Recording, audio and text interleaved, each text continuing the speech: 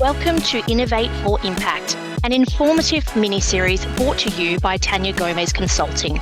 In this series, we embark on a journey to explore the remarkable innovations that are shaping the landscape of the NDIS for a more inclusive future. Join us as we uncover inspiring stories of visionary individuals, organisations and technologies that are revolutionising the way we approach disabilities. Hello and welcome back to Innovate for Impact. Today I'm joined by Walter Tran from Centro Assist. Welcome, Walter. Welcome to the show. Thanks, Tania. Thanks for having me. I've been really wanting to catch up and talk to you for a long time. Yeah, it's great. It's great to have you on and to hear all about the story behind Centro Assist. So I guess I'll call out the elephant in the room nice and early and say that for many years, I guess we've been competitors, and I've been watching the Centro Assist journey from afar. I've had the pleasure of using the system many times as an auditor, and made my way through the system with some of my clients. But yeah, it's really great to sit down with you and hear, I guess, the story behind and talk more about the innovation in the space, because I guess that's what we're here to talk about today, is all the amazing innovation, and specifically from a technology point of view, being that you're mostly a technology company. That's a cool thing. And thanks for recognizing it. It's quite interesting, right? In this sector, sometimes as competitors, you don't really talk to each other until a different spot. But the story of Centro is actually quite interesting. I actually have been part of a software company called Holocentric for about 15 years now. And about 5 years ago, or actually 6 years ago now, the CEO at the time, this gentleman named Bruce, we'd been doing large corporates as customers, big brand names that everybody knows, that those were our customers. And he was looking to exit the business. So he was starting to look for people to buy the software company. And interestingly, as he spoke to potential acquirers of the software company, a lot of the people told him that, you got to show that you can focus, you can dominate a market. And I'm sure that resonates with what you do on a daily basis, right, Tania? Talking to providers, focus on what you're good at. Show us that you're good at that. Yeah. So by that time, he gave me the kind of opportunity to go out and look for an opportunity. But there's a bit more of a setup to that story, because what happened was in 2015, we happened along the NDIA. So we actually picked up the NDIA as a customer. I spent some time in Tuggeranong, even went down to Geelong as they were setting up. It's as if the world was kind of telling us something's happening over here. So, and prior to that, I knew nothing about the sector. I knew absolutely nothing. So I was what they call them now, immigrants to the sector. It wasn't something that I was familiar with. And then just by happenstance, a lot of people remember WA were holding out on the NDIS for a long time. Yes. They didn't want to be part of the scheme. They're a little bit different there. Right? We don't have as many entrepreneurs. Obviously, Tania, you're over there now, so you can compare, but the East Coast to the West Coast, dynamic a little bit more. Yes. So I got to spend some time in WA, in Perth as well, with the DSC. So picking all that up, by the time Bruce gave me the opportunity to look for a market, disability was one of my top choices, right? Mm-hmm. And what I did was I studied it for about three months. So I even call myself an NDIS nerd sometimes. Can you imagine just reading everything you can on the NDIS and actually passionately reading it, right? I'm sure you do the same thing, right, Tania? It's the sector that we belong to, so you live and breathe it, and you study it. And what I saw was, there was going to be a lot of providers who weren't necessarily mature in the way that they looked at compliance, but needed to comply, because if they didn't, the outcomes of what we do in this sector is pretty dramatic, right? If I compare it to an airline, for example, if we look at an organization like Qantas, who's in the news lately a lot, obviously for different reasons, but if Qantas screws up with their compliance, people die. Planes don't land, people die, right? It's quite dramatic. In this sector, we kind of have the same thing, right? If as service providers, if we do the wrong thing, there's going to be harm, right, to people, right? And so we have the same requirements as, big enterprise, but we don't have the funding, we don't have the investment, we don't have the maturity to look into it the same, right? And hence, I think that's what drove our our drive into the sector.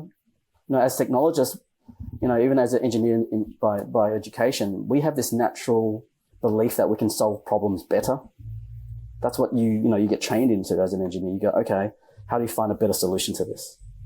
And so that was both interesting and a business challenge at the same time, because you could see that there was going to be a whole range of people that didn't really understand or had experience in managing compliance, but needed to. And so we were thinking, okay, how can we use technology to accelerate that for them? Or ultimately, which is our tagline, reduce that burden or remove that burden for them, right? So it's less cumbersome. So, it's interesting, like as people that are both in the compliance space, I watch what you do and your approach to that, and you're trying to solve the same problem. You're educating, you're leading them through it.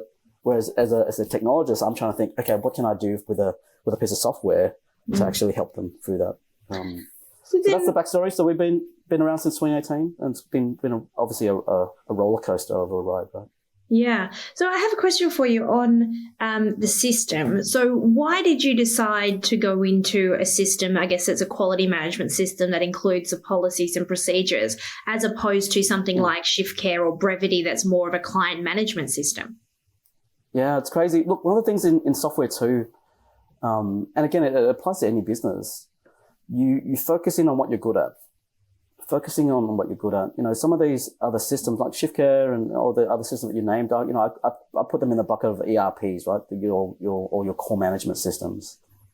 They're good at running your operations and recording all the stuff that you're doing. But for us, our background was compliance. For these large corporates, we were quality management systems. We were business management systems. We were like knowledge capture systems. So that's what our history was. So moving into compliance was natural for us, because we had all the learnings already prior. It was just that it was in a different sector. Look, on top of that too, and this is something that's scary for a lot of people, we didn't see anybody taking technology to it either. Right? So in the compliance space, people still talk about documents a lot. Documents, right? And you go, hang on, what year is this? It's 2023. Why are we still using documents so much?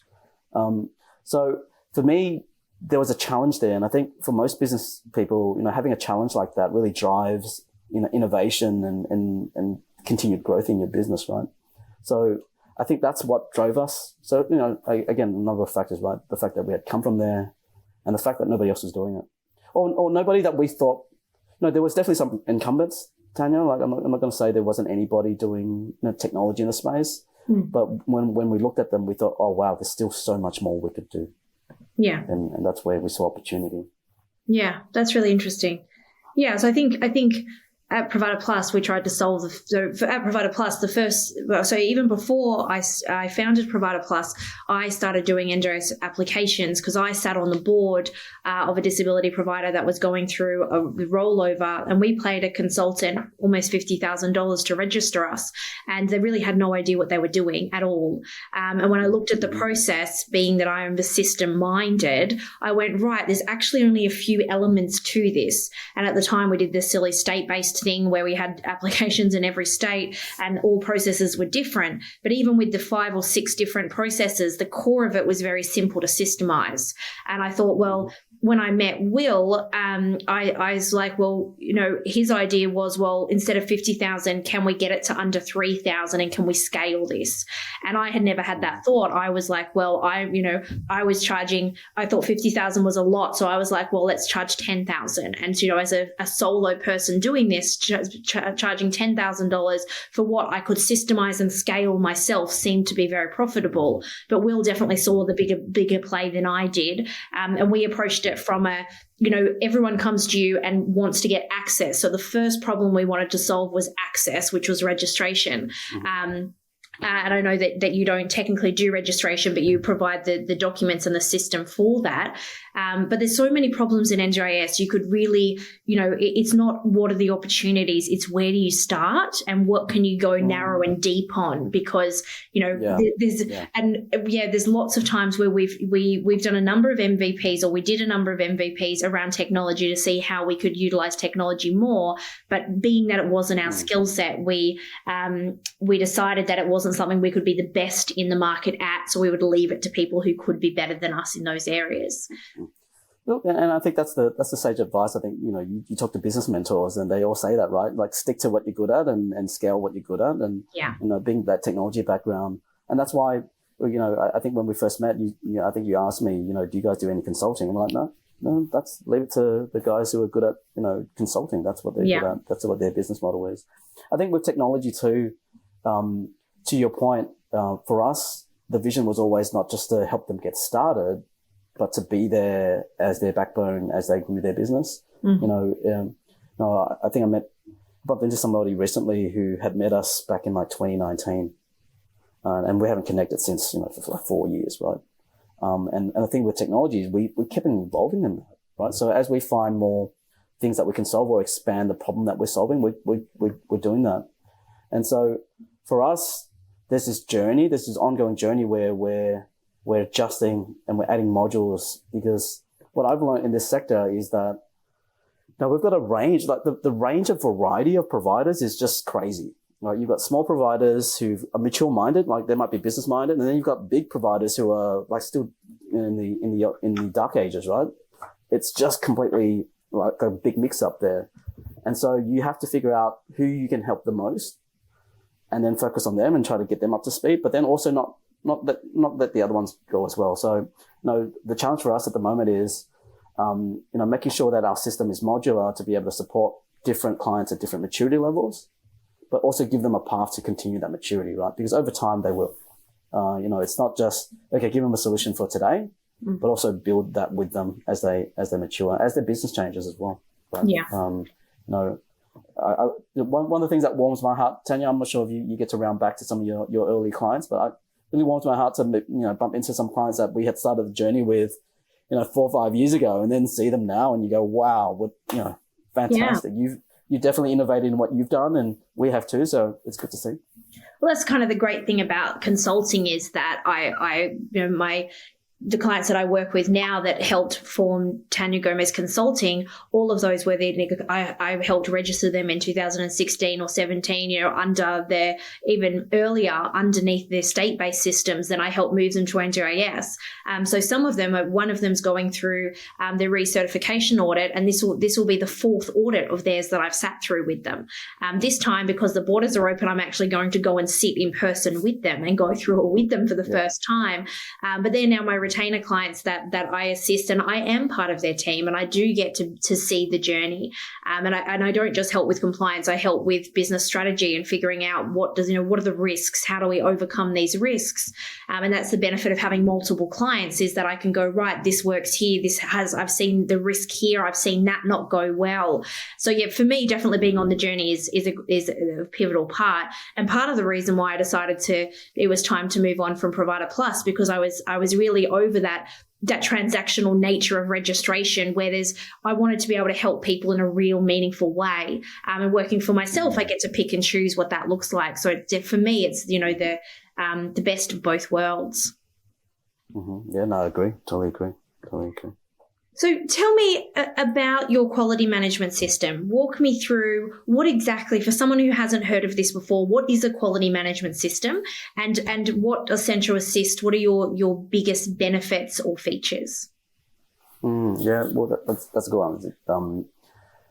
If you think about the system, it was actually designed from the practice standards, funnily enough. When we first started, we broke down the practice standards, chucked them on a wall and said, okay, how do we help people with complying to these things? Now, obviously the practice standards, I think from last count, there's like something like 200 something line items if you break them down into kind of statements. So there's a lot there, right? But there's a lot of overlaps. So when we distilled that down, we saw a few kind of like modules of areas, right? And I'm not talking about the supplementary modules here. I'm talking about in terms of like a system, what would it be? Yeah. Right? Obviously policies and procedures are a big chunk of it. But the way that I look at policies and procedures, and again, coming from big corporate, some of the big corporates that I spent time with were when I was in my 20s, a bit more rebellious. When you land in a workplace in your 20s, you think you can change the world, and you think what the oldies put in doesn't work, right? And I remember landing at this one particular big corporate, and one of their incident management policies was 100 pages. Yeah. And I looked at that and thought, this is crazy. You guys actually think that people follow this, Yeah. right? As a 20-year-old. And what I learned there was that in certain places, there's all this organic knowledge that happens. Like, because you have people that are there 10 years, 15 years, 20 years. You have people in, utility companies that start their apprenticeship and never leave. So you know what? Yeah, that's all their knowledge bottled up in those 100 pages. But for somebody who's in their 20s, there was zero chance I was going to get that. Like, I'm not going to sit there and read 100 pages. And that was me back then. Can you imagine, not to have a stab at the millennials, but the attention span as we get younger in the generations here, I think they're not going to look at it either.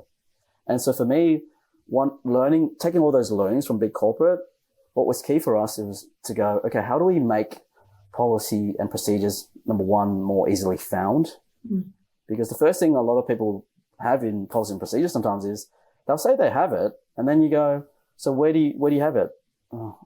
And I remember one of the first people that I met, I'll just say her first name so I don't necessarily point her out, but Kathy, who I met pretty early in the process, she showed me her binder, her physical binder.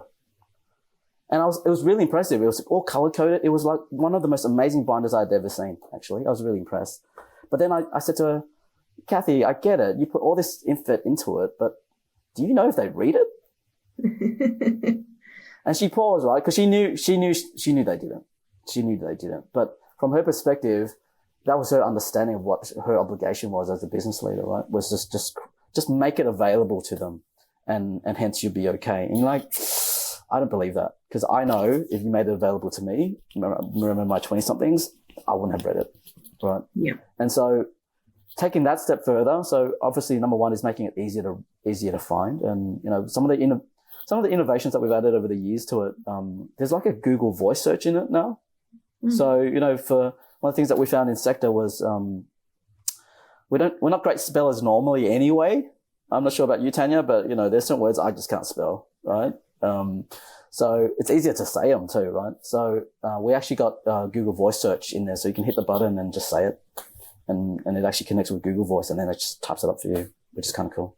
Yeah, that's very cool. But that was driven from the fact that the front line that we have in this sector is diverse, right? We have people from English second language and that sort of stuff.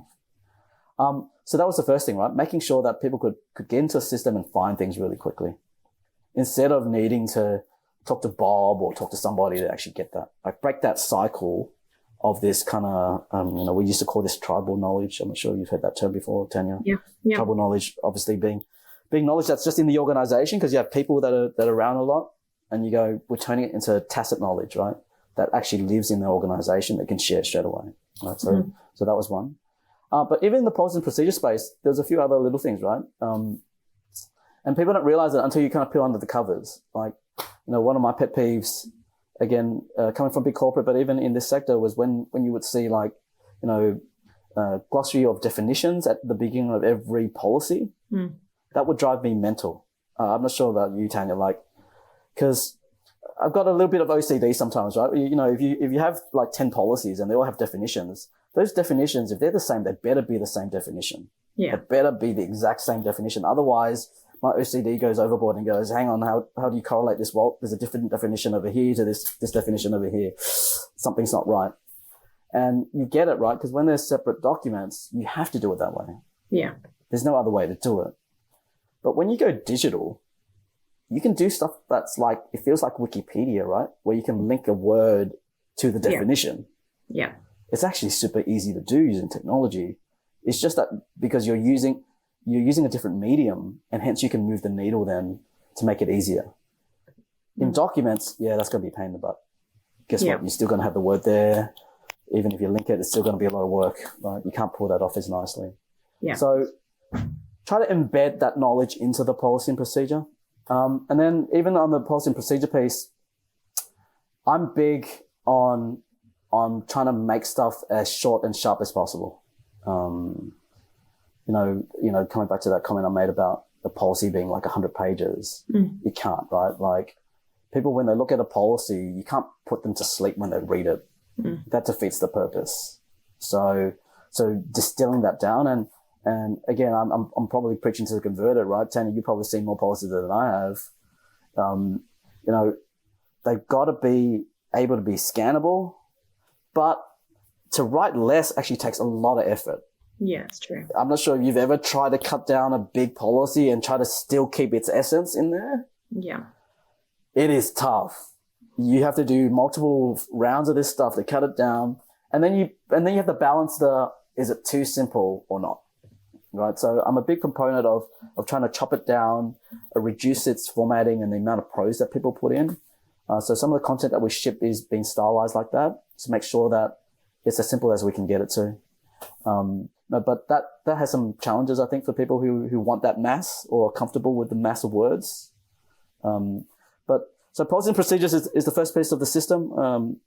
Obviously a system to house it, but to find it, to use it, to consume it. Mm. But then even related to that, again, a pet peeve of mine was, when you join a workforce and they give you a stack of policies and procedures, and then they go, just sign your name here, Walter, that you've read it. And I laugh at that all the time because we've all been there, right? Yeah. Where you go, yeah, I'll sign it, but I haven't read them. Yeah. And I'm studious, Tania. I'm a relatively studious person, right? Like I was one of those kids back at school that would do their homework as soon as he got home. I'm one of those guys. Me too. Yeah? I'm one of those. So, and I'm owning up to the fact that if I got given a massive stack, that I would have signed it without reading it all. Yeah. Because it was huge. It's like reading a novel, right? And we know that our frontline would do the same. I'm not saying that all of them are. I'm not suggesting they all are like that, but it is because it's hard. We've made it hard for them to understand it. That's really the issue here. Yeah. And so for me, I looked at that and thought, okay, how can we at least improve that experience? And one of the patterns that I saw was that as compliance managers or as directors of companies, one of the things that we hate, I'm not sure about you, Tania, but I hate nagging people. I actually hate nagging people. People think naggers like nagging, and you're like, no, I'd rather not nag you if I had the choice. I'm only doing it out of necessity to nag you, right? Because I need to make sure that you've done this thing. I don't actually want to nag you. Yeah. So what we've got in the system then is like this auto nag feature where we can set up reading lists for your policies and procedures for your different roles that you have in your business. So your support worker might just be given 20 policies and procedures to read, but it's on an auto nag. So if they don't read it all, within the first month, the system will nag them for you. Yeah. So instead of you nagging them, right? So instead of being the compliance manager nagging them, the system does it. Yeah. And the system doesn't care about their excuse. It would just nag them again next month. Yeah. Right? And just keeps on doing that. And what we found in practice, it actually works really well because, you're not stressed now as the compliance manager trying to make sure that everybody's read it. The system's nagging them, and then you can download a report to really hit them on, slap them on the wrist if they haven't, right? So, even something like that for us was where we found value in technology and the ability to leverage technology to do that, right? Mm-hmm. And being one centralized system, it just makes everything easier. Yeah. So that's kind of like our base system around policies and procedures. But over the years, we've added a few modules just to extend the coverage of the NDIS Practice Standards. Extending from the kind of required reading, I also thought that was still flawed, right? So if I put my compliance hat on and go, all right, I finally got the staff member to tell me that they said they've read it. Can you still sleep at night if they just told you they read it? Part of me still feels uneasy, right? Because I'm going, just because they said they've read it doesn't mean they understand it. Doesn't mean they're actually going to live by it. So for me, we then added what we call our knowledge testing module to the system, which is a bunch of quizzes around quizzing the frontline workers around things in the policies and procedures, right? So they're based around all the main principles. One of the things that I'm kind of saddened about, and again, Tania, great to hear from you. You see this too, but one of the basic concepts of the NDIS Practice Standards is conflict of interest, right? Conflict of interest is something I think unique to the care sector, compared to, if you come from out of sector, conflict of interest is not a thing. Yeah, yeah. I'm going, if I do my job well, yeah, of course, give me a present. I'll take that home. Thank you very much. But in this sector, it creates a conflict of interest, and you have to be aware of that. So being able to educate our front line on that is super important. And those are the sorts of things that we put into those knowledge tests, right? so that staff are aware. So not only we think they've read the policy, but they've actually understood what's in there. So that's one of the modules. The other two modules, the second module we added over time was called internal audit. This obviously has some overlaps in some of the services you provide, Tania, but from a technology standpoint, what we were trying to do was create a system where they could schedule audits, store their audits, and actually use that as a continuous improvement driver, right? Yeah. So not just schedule it on paper and store it on a USB drive or SharePoint, actually have it systemized in the quality management system, right? But we took it a step further too. We knew that in this sector, when I first was researching it, I was looking for internal audits, like standardized internal audits. And there was no such thing, right? Like I'm sure you ran into that too. There's no such thing as a standardized internal audit. Yeah. So we took that opportunity to look at the practice standards and create audits aligned to that. And that way that people not only have the system to schedule it, but also the tools to actually complete it using our system as well. So that's quite a popular module. And then the last module, or the most recent module that we added was the registers module. Right, so the focus on incidents and complaints and feedback and improvements and risks, all that sort of stuff. And I'm not suggesting you can't run a business using old school Excel registers. I think you can. Like if you have them set up the right way, have people using them the right way, you can do that. But when you get to a certain volume, it doesn't scale that nice. Yeah. Right? So what we did then was turn that again into digital, right? So you have a digital form that's got all the fields set up already, so they're drop downs and whatnot, and then they get added to a register that you can see, you can report on. So all the stuff that you expect really if you were to digitize that experience, right? We've actually turned that into a whole registers add-on for people. Now, that has some overlaps with some of the care management systems though, because some of them do, things like incidents. But for a lot of providers, it actually adds, obviously, it closes a loop closes a hole that they've had because, especially around incidents, when you use a basic incident register, it's hard to log updates to it. For a flat register works for things like complaints and feedback quite easily. But when you have stuff that's got a bit more of a tail, like incidents, where you might need to log the actions that you've taken to escalate it or report it externally, having a digital experience where you can log, the comment on it makes it actually a lot more easier, right? And then reportable later on as well. So they're the kind of three modules we've got on top of the base of policy and procedures. Yeah. So that's kind of the worded version of the website, Tania. You've made me just recall the website there. And what's in the works? What's your development schedule? Do you have other modules in the works that you're able to talk about as far as other things that you're working on? Yeah, look, I think that's the cool thing about being a technology company, right? Like you're always thinking about more deeper. So for us, we're definitely, staying in the compliance space, in the quality space. We just want to keep on extending. There are small things that you can continue to expand on. But there's some bigger stuff as well, some bigger opportunities. Funnily enough, one of the things that we're exploring at the moment, Tania, I'm not sure you've used this a little bit, with ChatGPT this year, making AI a little bit more easy for people to understand and use. We've been exploring that, because, to be honest, my pipe dream is ultimately that a frontline worker can just get answers to what they need as quickly as possible to do their job. So like they a don't need to reference. Well, not necessarily chatbot, but some of that, right, to really serve information back out to them. So instead of maybe, getting them to read through the whole thing, maybe just give them the answer. Yeah. Right? Because you've got the answers. Maybe just give them the answers if they ask the question, right?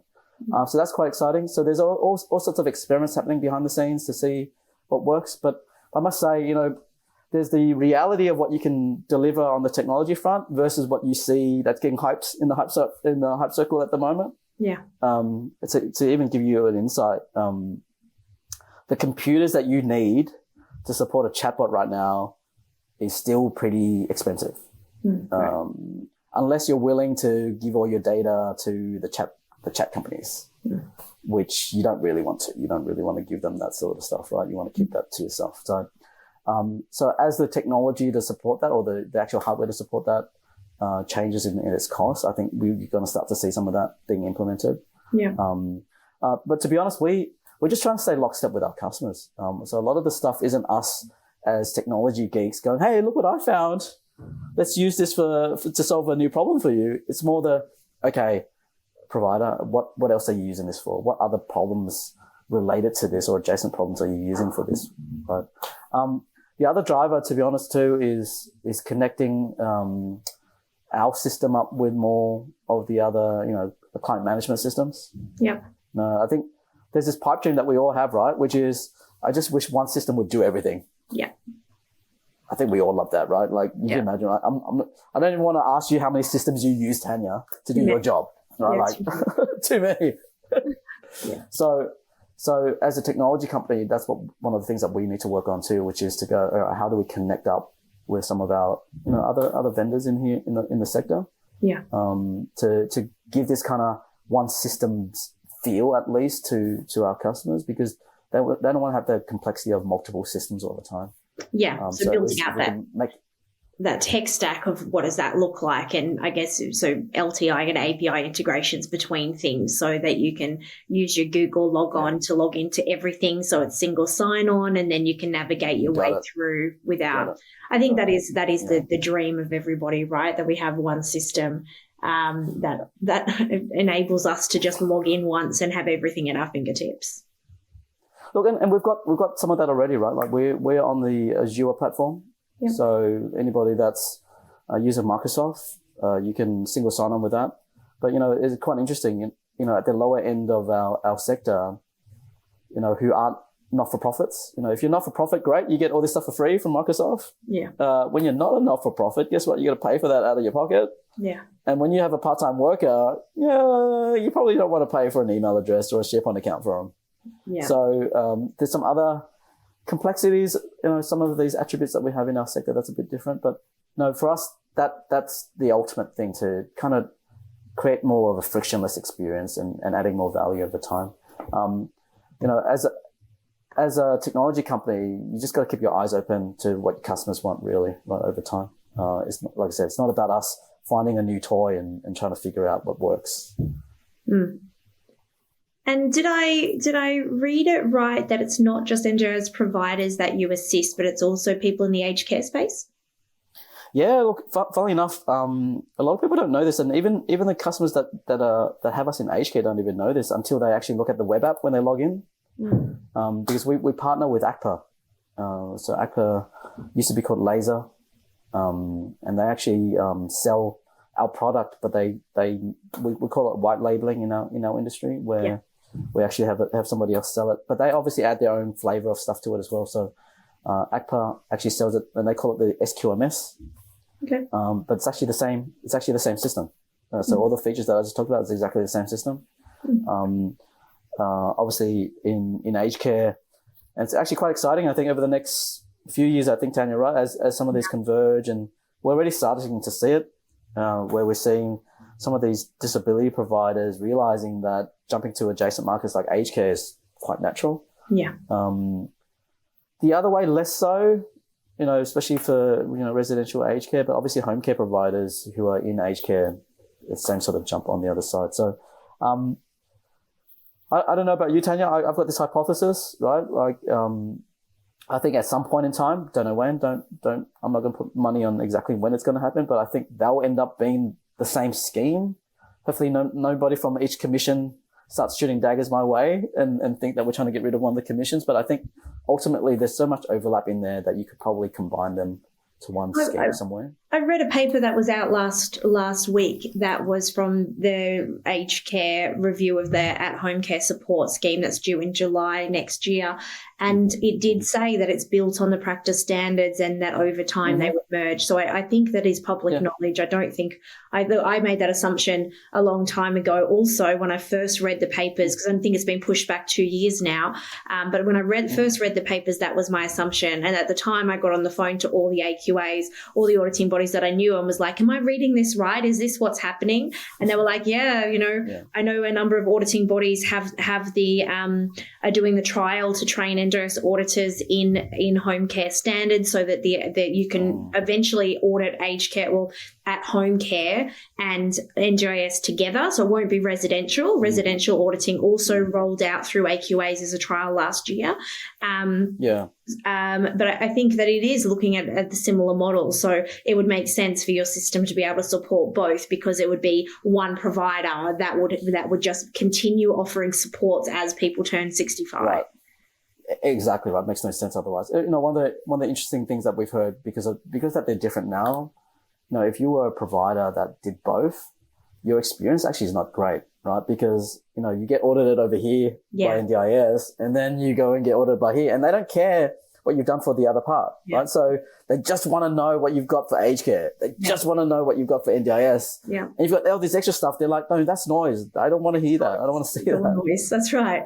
Yeah. They have a modified pathway for residential providers undergoing NDIS registration. And I was trained on that recently, and I've done a few audits in that space. And the poor residential aged care providers are so confused as to what to give you and what to show you and what to explain. You're like, I don't care about that. It's completely irrelevant. I'm looking at these 5 things. Help me find these 5 things. And you do spend most of your time just explaining what you're looking for, because it is really complex. And they have already really large regulatory framework. So it doesn't make sense to this, layer cake approach to regulation.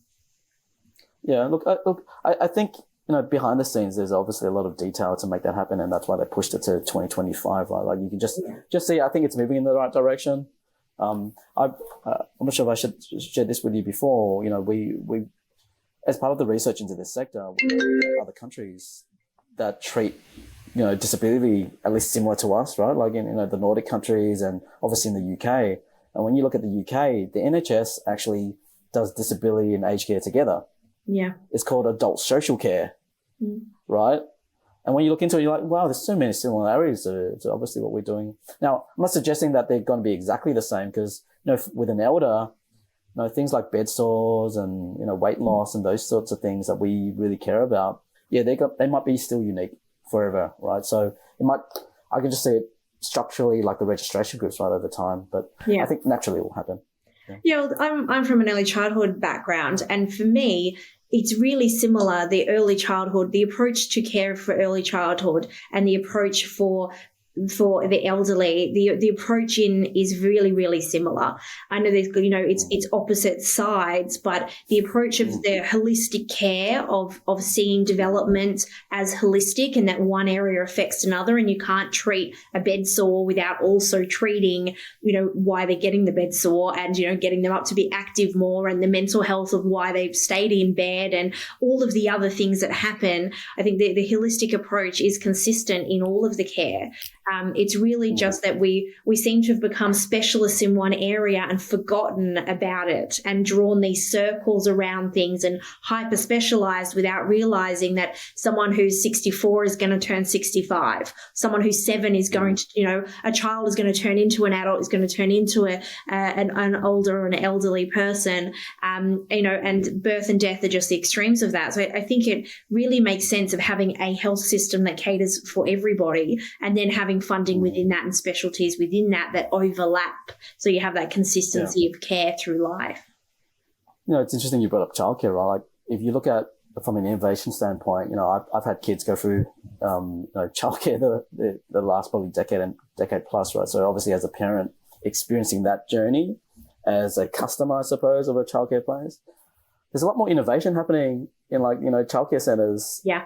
Compared to what we see in NDIS and even in aged care, right? They're experimenting with all sorts of little things. They're not afraid to try it to give it a better experience, right? Like, I'm not sure about you, Tania, but I remember the childcare center that we went to, they would have these, I can't remember the apps and the application names, but I remember getting live feeds of what the kids were doing. Yeah. Right? Yeah. Right. So it gave me peace of mind, right? To trust them. Whereas before, you had no visibility, no transparency. Yeah. I haven't seen too much of that. I've seen a little bit, obviously in aged care, probably more than disability. I think, early childhood is well advanced with the funding, with the systems, with the regulation. They are doing a review of the system this year, but I think it was 2010 they moved to a new curriculum and a new model, and so in 2010 they had this huge change. It could have even been earlier than that, but they have mandatory qualifications in childcare or in early childhood, and that really changed the landscape, so that early childhood is now seen as an extension of the education system, and that was something that was fought for really hard for a really long time. And I thought moving from early childhood into disability and aged care, that disability was further ahead, but it's really clear that actually the systems in early childhood is much more mature. And I think that's somewhat the maturity of the NDIS being only a 10-year scheme, where early childhood is, many more years than that. I think NDIS will get there, but there's a lot to learn from looking at models like early childhood. And my previous experience in running registered training organisations, also under similar government regulation, there's a lot we can learn from them on how to manage quality, on how to manage government, on how to manage government schemes. And actually, I've just been accepted into doing a PhD to do just that. I'm going to be looking at what can we learn from more mature schemes that we can apply, specifically with small and medium businesses, because childcare is small and medium businesses and so are RTOs. And it seems their regulation seems to be a lot easier to implement. And if my experience in both doing childcare audits and doing RTO audits and doing NDIS audits, an NDIS audit is about a quarter of an RTO audit, and a childcare centre is about half of an RTO audit as far as how big they are, how much they involved they are. So NDIS actually isn't that big of a challenge for someone who knows what they're doing, but for NDIS providers, it is insurmountable and complex. And I think we could really learn a lot from what have those providers gone through, what knowledge have they gained. And if we can bring that knowledge to both NDIS providers and home care providers, I think we can create a framework to actually evolve their businesses much faster. Yeah, look, I think, interestingly, I'm not sure if you have the same advice for, people who join the sector, but whenever I get like a new employee from out of sector,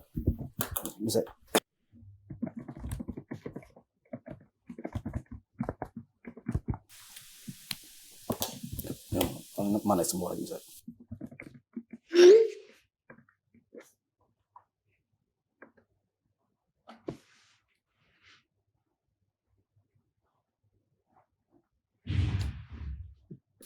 That might just be an overflow from the kids talking about childcare.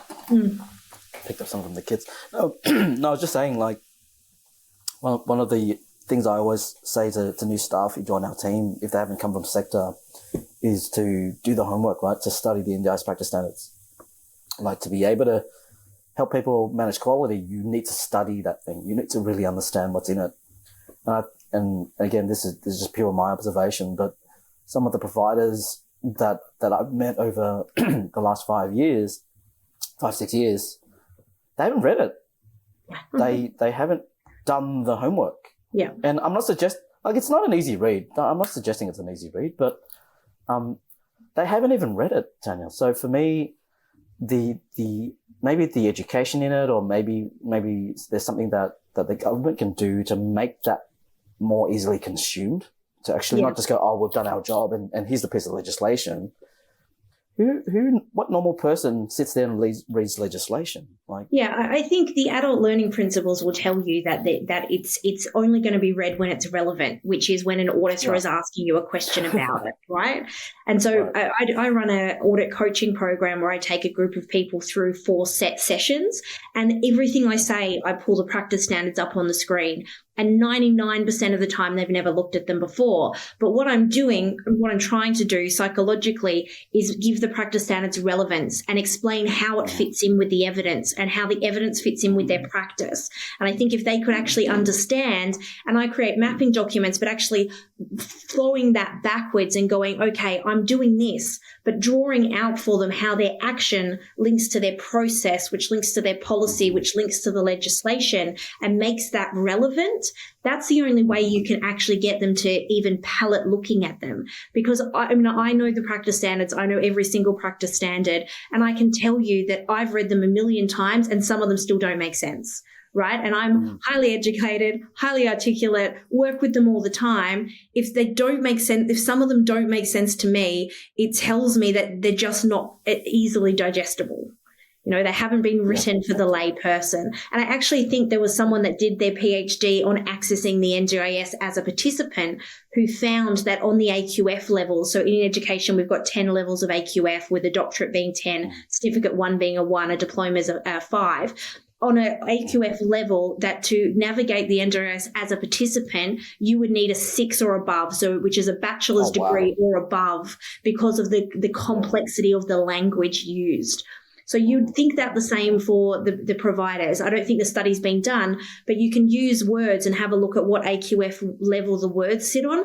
And the practice standards would have to be a level 6 or a level 7 as far as the words used to explain things.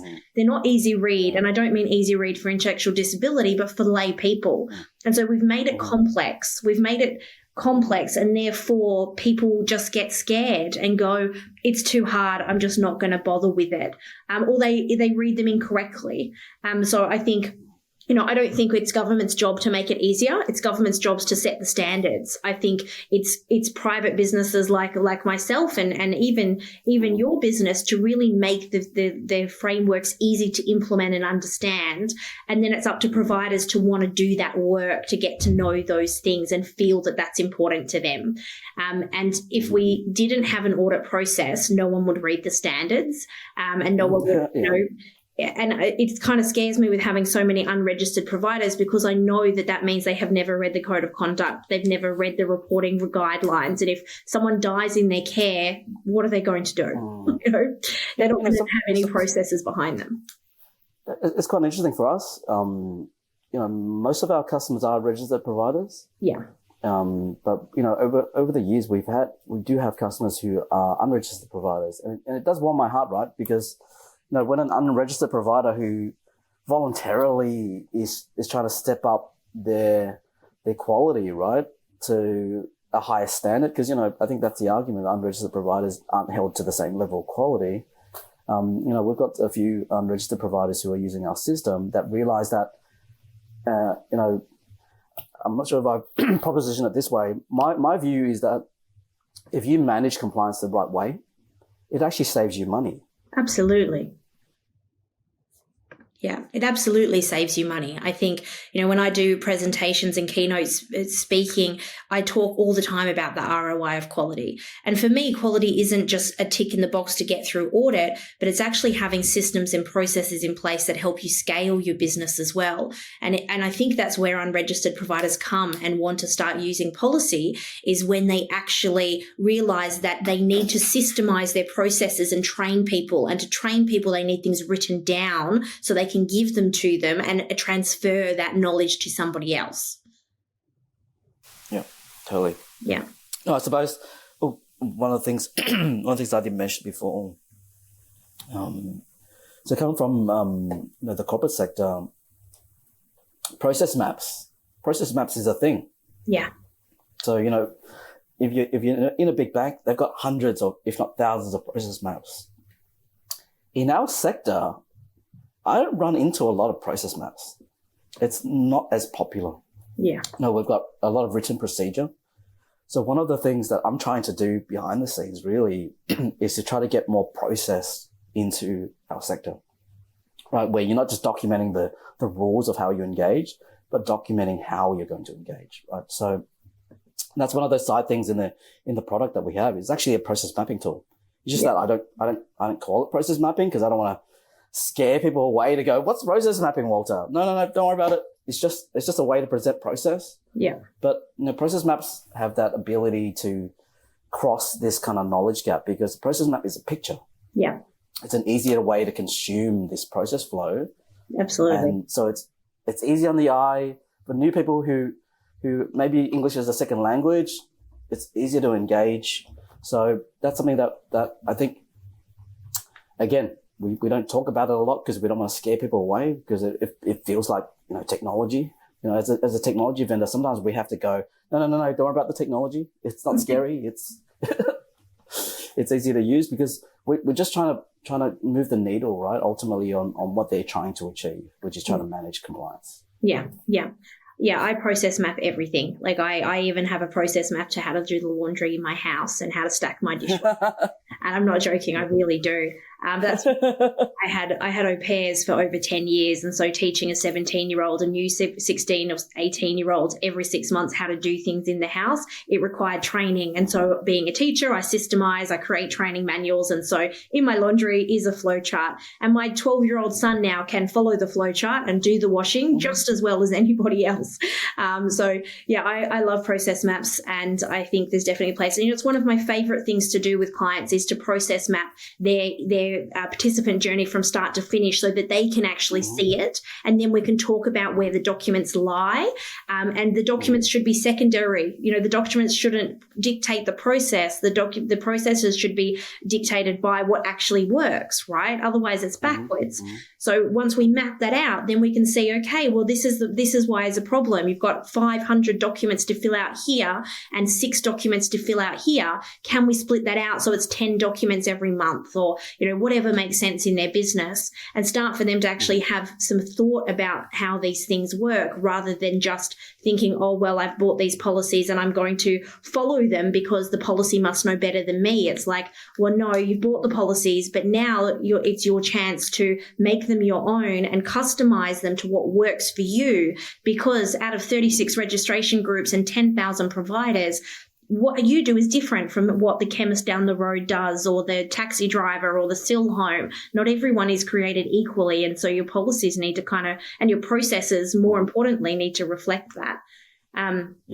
And I think back to what you said about staff using documents, my guidance is never to give staff policies. It is to give them the document, the output. So if someone is supposed to be knowing what a complaint management process is, I wouldn't give them a complaint policy. What I would suggest is that you give them either a fact sheet or a process map or a 1-page fact sheet which has the highlights relevant to them, because we want it to be relevant to their function and given in a way that they understand it. Otherwise it does just become, noise.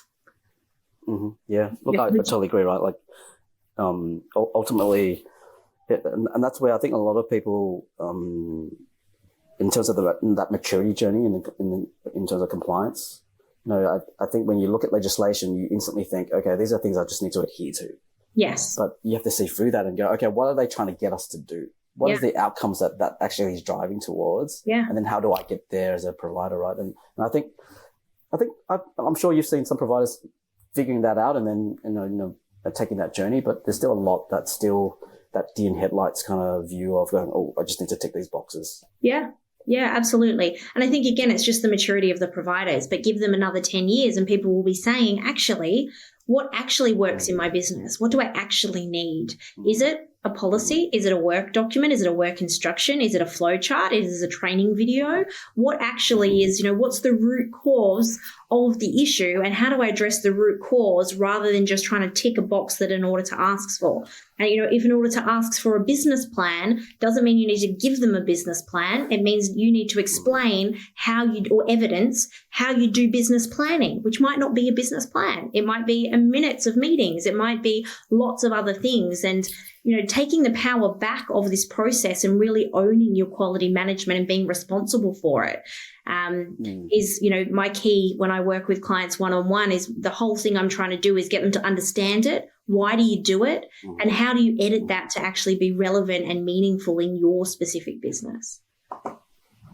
Well, I think there's a webinar that I run every couple of months where I kind of dissect the NDIS Practice Standards, right?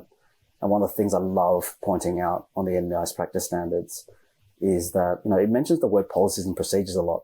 So if you read it just superficially, you just go, oh, I just need a lot of policies and procedures. But after the word policies and procedures, it has the words in place. Yeah. No, in place. And I go, that's the key word, guys. Not the policies and procedures, but the in place. So my question to you is, what does in place mean to you? So, to challenge them to go, what does in place mean? Does in place mean you have it in a folder? Yeah. Clearly, I think they catch on after that, right? To go, in place means, people actually work aligned to that. Okay, so that's so much scope for you to do whatever you need to do to make sure that your business operates in line with that, right? So I think that's the fun bit about what we do, right, Tania? I love taking these, people on that journey for them to see that it's not a cover your butt exercise. It's not a checkbox exercise. It's actually an exercise to run a really good business and to actually grow it.